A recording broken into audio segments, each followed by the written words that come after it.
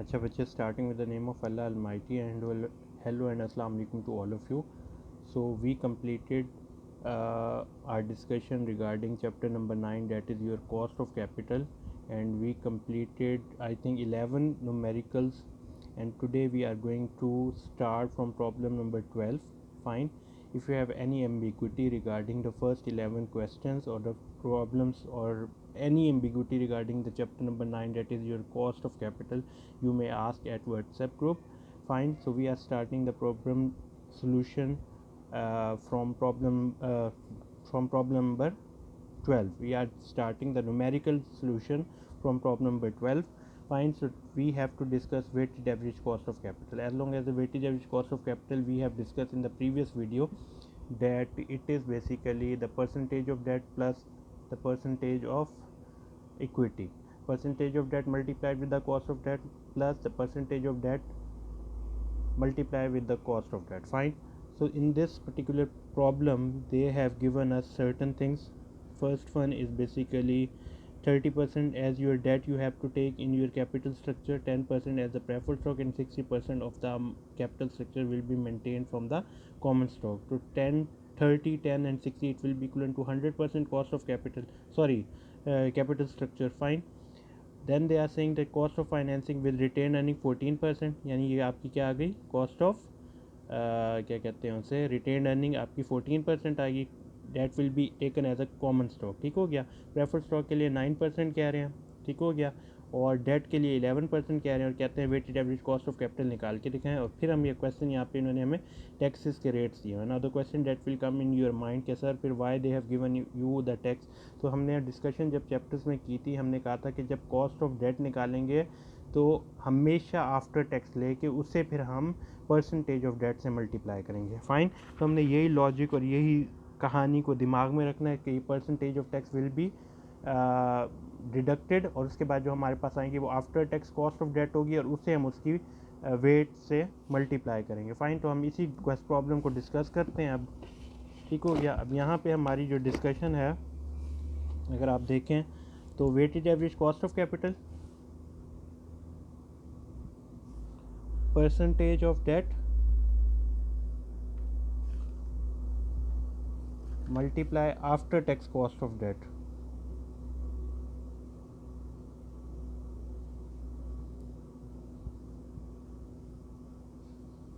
Fine. Plus percentage of equity. अब equity में हमारे पास दो चीज़ें आ जाएंगी, कॉमन स्टॉक और प्रेफर्ड स्टॉक. उसकी भी यही कहानी है कि परसेंटेज उसकी जितनी परसेंटेज हमें दी हुई है और मल्टीप्लाई उसकी कॉस्ट. यहाँ पे हमारे पास cost of common stock as we discuss in the chapter के रिटेन अर्निंग को ही as a common stock deal करेंगे, क्योंकि वही हमने जब डिस्ट्रीब्यूट नहीं की, रिटेन किया, तो कॉस्ट यानी हमारी कॉमन स्टॉक के लिए वही मेन सेम वही यूज़ होगी.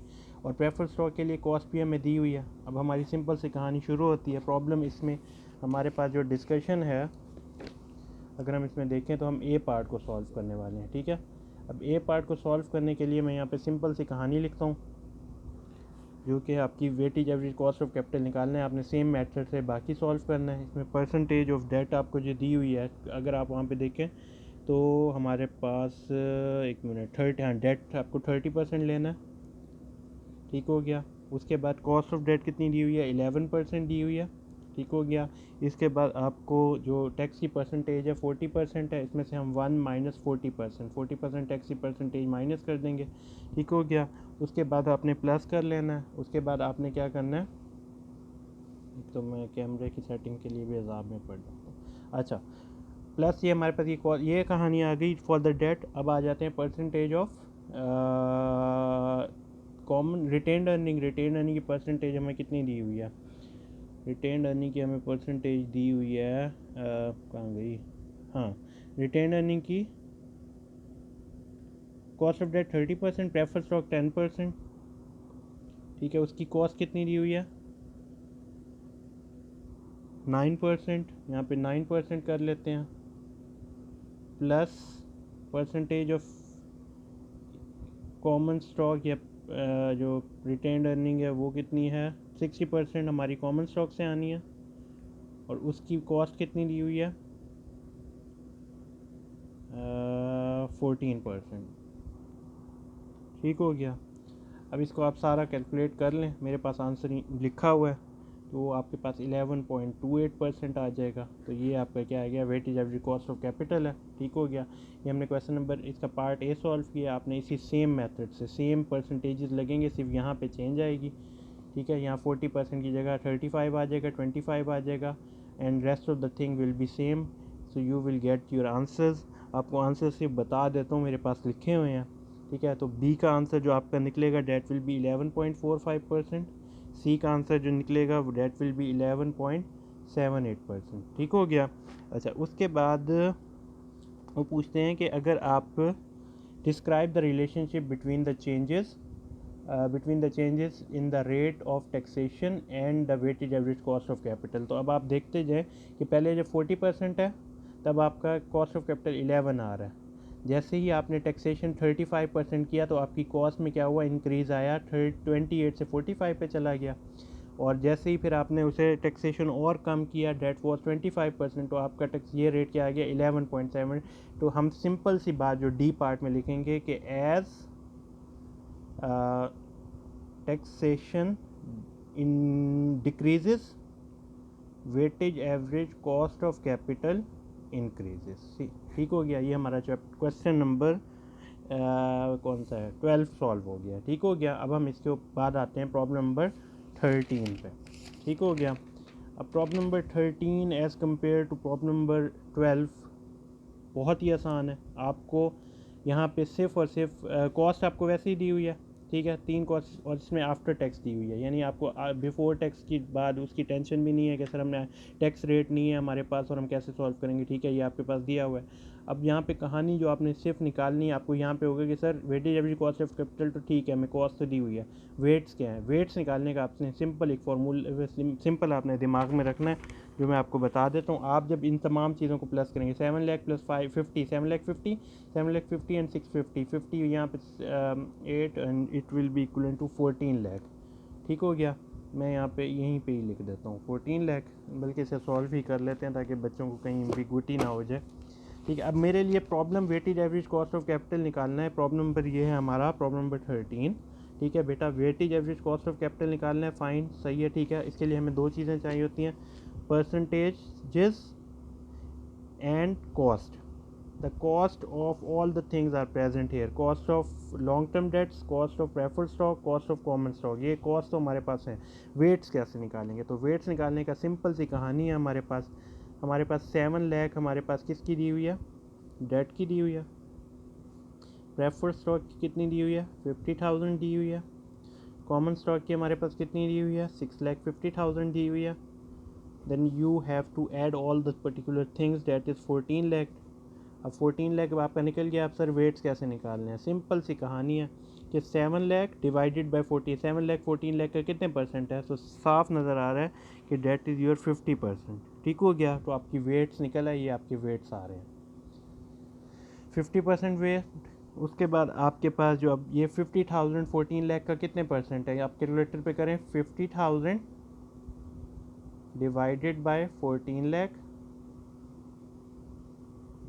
मल्टीप्लाई 100, तो आपके पास जो आंसर आएगा डेट विल बी 3.6%।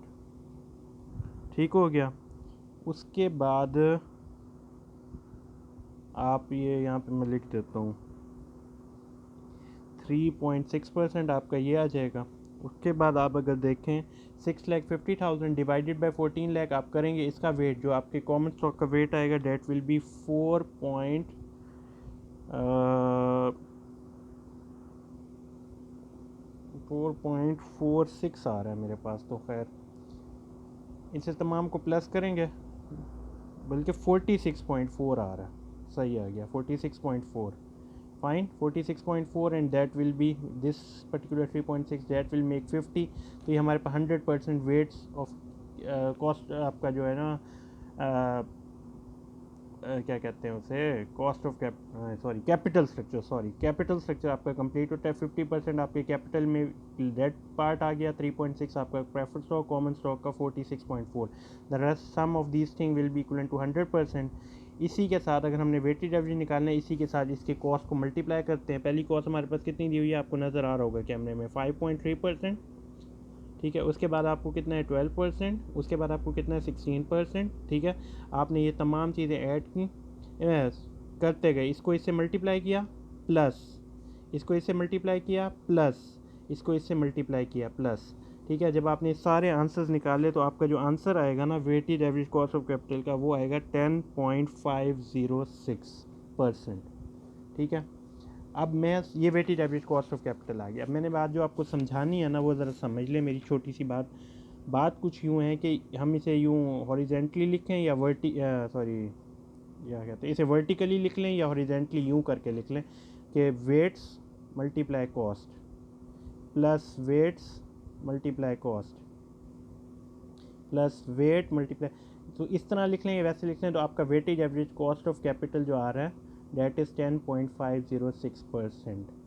ठीक हो गया, तो ये हमारा प्रॉब्लम नंबर 13 सॉल्व हो गया। अब इसके बाद आते हैं प्रॉब्लम नंबर 14 पे। अच्छा, इसका बी पार्ट के क्या करना है, वो कहते हैं कि explain how the firm can use this cost in the investment decision making. तो इट्स अप टू यू, आप ये कहेंगे कि sir cost weightage average cost of capital ये आ रहा है, अब हम हर प्रोजेक्ट जिसमें भी हम इन्वेस्ट करना चाहेंगे हम अपनी कैपिटल की कॉस्ट 10.6 करेंगे अगर, तो वहाँ से रिटर्न बी पार्ट समझ लें, आसान सा है, मुश्किल नहीं बात, दोबारा मेरी बात समझ लें कि बेटा जब भी प्रोजेक्ट पे इन्वेस्ट करेंगे हम अपना चेक करेंगे कि return should be greater than 10.506, क्योंकि ये हमारी कॉस्ट के ऊपर आ रही है। जब उसका रिटर्न ज़्यादा होगा तो हम इन्वेस्टमेंट डिसीजन करेंगे कि वी शुड इन्वेस्ट, और अगर तो हमारा जो भी कॉस्ट या रिटर्न आपका आ रहा है इससे कम आ रहा है तो वी शुड नॉट इन्वेस्ट। ठीक हो गया, ये मेरी छोटी सी बात आपको समझ आ गई होगी। अब हम प्रॉब्लम नंबर 14 पे जाते हैं, वो भी आसान सा है। ठीक हो गया, अच्छा अब प्रॉब्लम नंबर 14 को ज़रा पढ़ लेते हैं।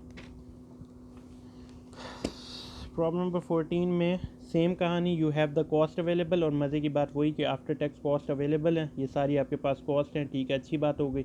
बुक वैल्यूज़ दी हुई हैं, मार्केट वैल्यूज़ दी हुई हैं, इसमें परेशान नहीं होना, ये दोनों वेट्स निकालने के लिए। अगर हम वेट्स निकालना को कहें कि on the basis of book value, तब भी वेट्स वही ऊपर वाले प्रोसेस के थ्रू है कि 7 lakh divided by this multiply 100। अब यहाँ पे 4 lakh divided by 51 lakh multiply 100, 40 divide by this multiply 100 and this 10 lakh 60 multiply 51 lakh multiply 100। तो आपको वेट्स बुक के वैल्यू के हिसाब से या मार्केट के हिसाब से। अब उन्होंने क्या calculate the weightage average cost of capital using the book value weights, तो बुक वैल्यू के वेट्स हम निकाल लेते हैं। यहाँ पे प्रॉब्लम नंबर 14 कर रहे हैं।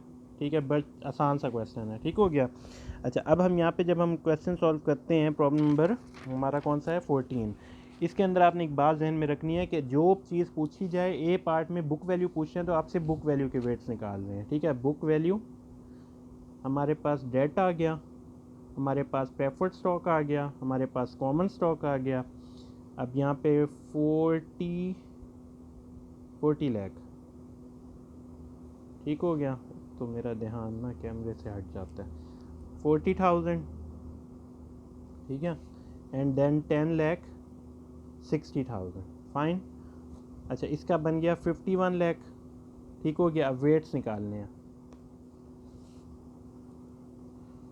वेट्स निकालने के लिए हमारी जो सिंपल बात है कि this one should be divided by this one multiply 100। जब हम ये सारा काम करेंगे तो हमारे पास जो पहले के वेट्स बन रहे हैं वो नियर अबाउट 78.4% आएगा। ठीक है, इसी तरह preferred stock 40,000 divided by 51 lakh multiply 100, debt will be near about 0.8%। ठीक हो गया, उसके बाद this one 10 lakh 60,000 divide by 51 lakh, जब हम उसे करेंगे तो डेट इज़ नियर अबाउट 20.8%। जब आपने किया आप इसे सम करके देख लेंगे, debt should be equal to 100% as your capital structure. अब वेट्स अवेलेबल है, मल्टीप्लाई कॉस्ट आपके पास अवेलेबल है। कॉस्ट कहाँ पे दी हुई है, कॉस्ट आपको 6% 13% एंड 17%। ये आपके पास लॉन्ग टर्म, ये सॉरी कैमरे में आ जाए, हाँ, long term dates, preferred stock and common stock, आपके इसकी वेट्स कॉस्ट दी हुई है, वेट्स आपने कैलकुलेट कर लिए हैं। अब आप इसे मल्टीप्लाई करते जाएँ, आपके पास weightage average cost of capital आ जाएगा 6%, 13%।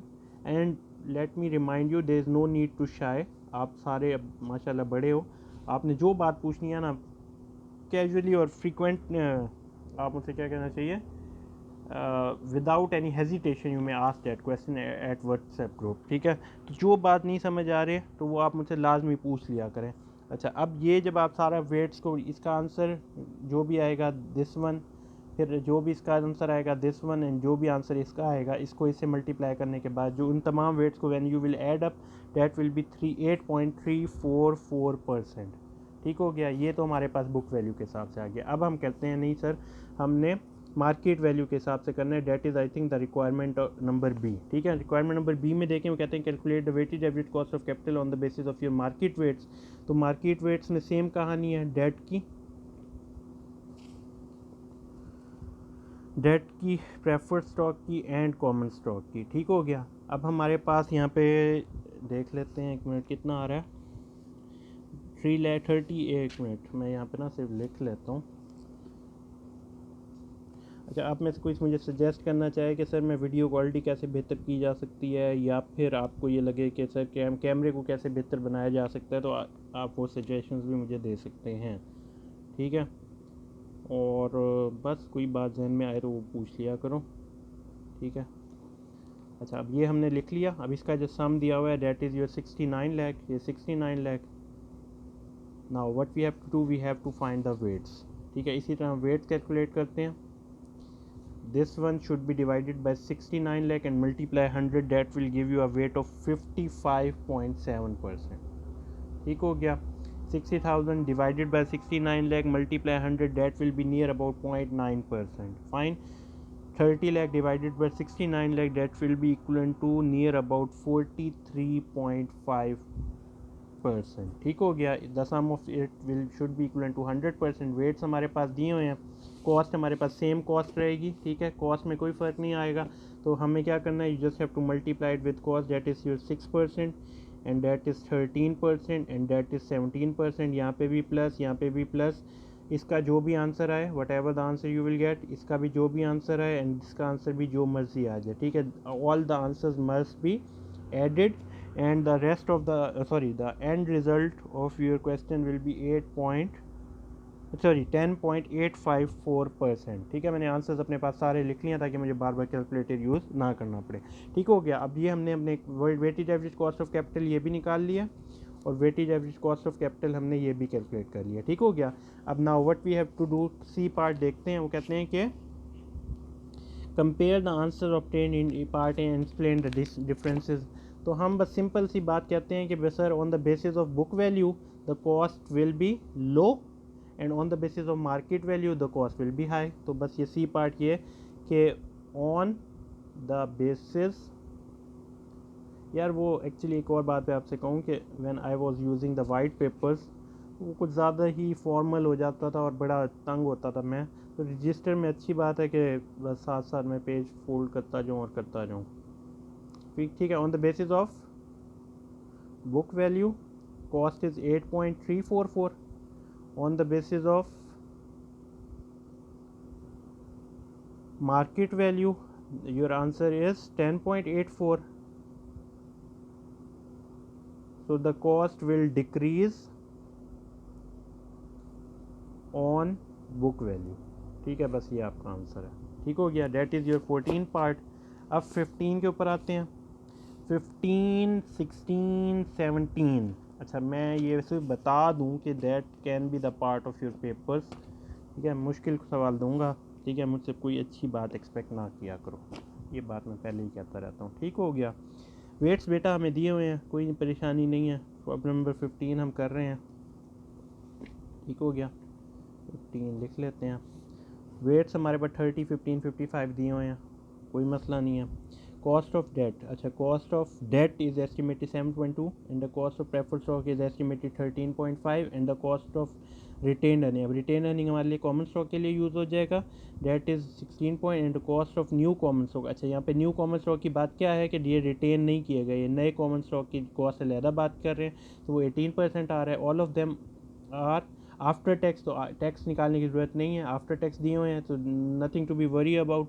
The company debt represent 25%, company के जो डेट्स हैं वो 25%, preferred stock represent 10% and the common stock equity represent 65% total capital on the basis of market value. ठीक है, अच्छा सही हो गया। उसके बाद जो हमें कहानी सुना रहे हैं on the basis of market value of 3 components, ठीक है। The company expect to have the significant amount of retained earning available and does not expect to sell any new common stock. लेकिन वो कहते हैं हमने अपना कोई नया कॉमन स्टॉक सेल नहीं करना। अब इसकी जो हम रिक्वायरमेंट्स हैं हम ज़रा वो भी पढ़ लेते हैं। ठीक हो गया। अब रिक्वायरमेंट्स अगर आप पढ़ो, अगर आपको नज़र आ रहा हो,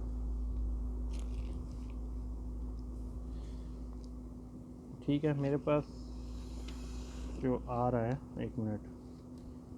अच्छा, यहाँ पे देखो, calculate the weightage average cost of cap on the basis of historical market value weights. फिर दूसरी requirement, calculate the weightage on the basis of target market. ये टारगेट मार्केट के लिए वेट्स उन्होंने ये दिए हुए हैं। ठीक हो गया। उसके अलावा जो आपको हिस्टोरिकल बेसिस पे दिए हुए हैं, हिस्टोरिकल बेसिस पे आपके जो वेट्स हैं, मेरे ख्याल से ये नीचे वाले, आपके ये जो नीचे वाले दिए हैं, these are the historical weights and that is your target market wait.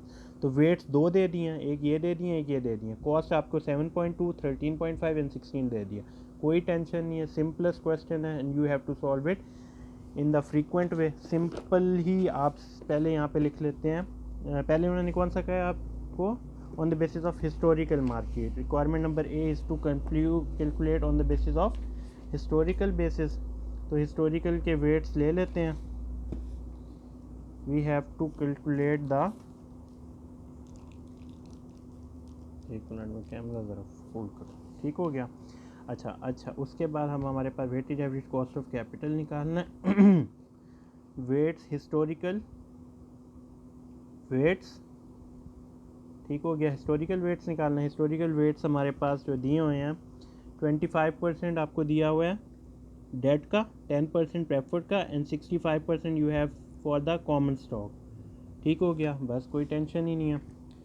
Date के weights 25, preferred stock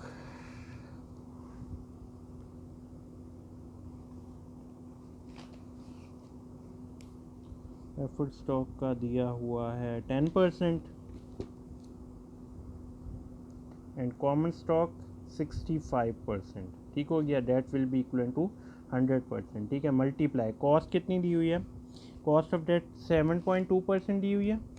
cost of preferred stock is 13.5% and cost of retained earning 16%। ठीक है, इनकी कॉस्ट से मल्टीप्लाई कर देते हैं। 7.2, 13.5, एक मिनट और कैमरा, 13.5%, 7.2 एंड 65 का रेट जो दिया हुआ है नीचे मैं देख लेता हूँ कितना दिया हुआ है।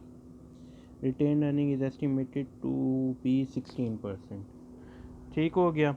अच्छा, अब आपको ये वेट्स दे दिए, आपने क्या करना है, you just have to multiply them. ठीक है, you will gate certain answer for this one. फिर आपने इन दोनों को मल्टीप्लाई करना है, you will gate certain answer for this one. उन दोनों को भी प्लस और इसके आप मल्टीप्लाई करना है, you will gate certain answer. जब आप तीनों आंसर्स, तीनों वेट्स के आंसर्स को total weightage average cost of capital जो आपका निकलेगा, डेट इज़ योर 13.55%। ठीक हो गया। इसके बाद हम आते हैं इसके पार्ट नंबर बी पे। ठीक हो गया। अब बी में वो कहते हैं you just have to use the target market weights.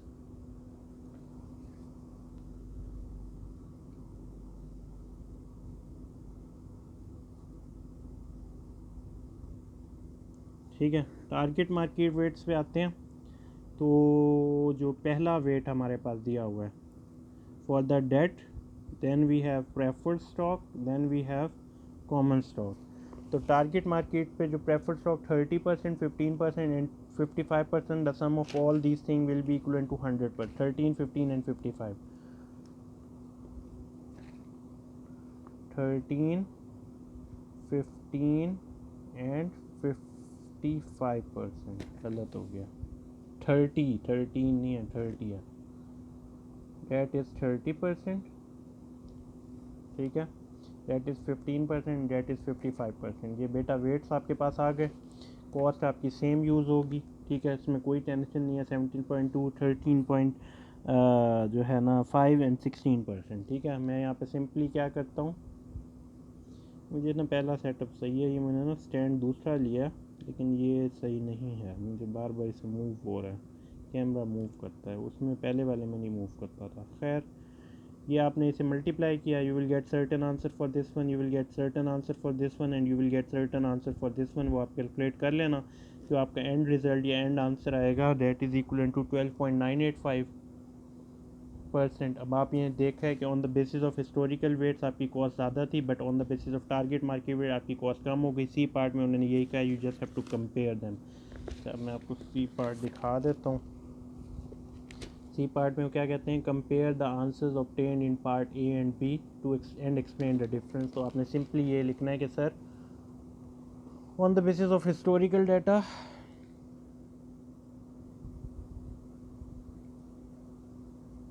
you have 13.55 cost and target market data या weights you have the cost that is 12.985।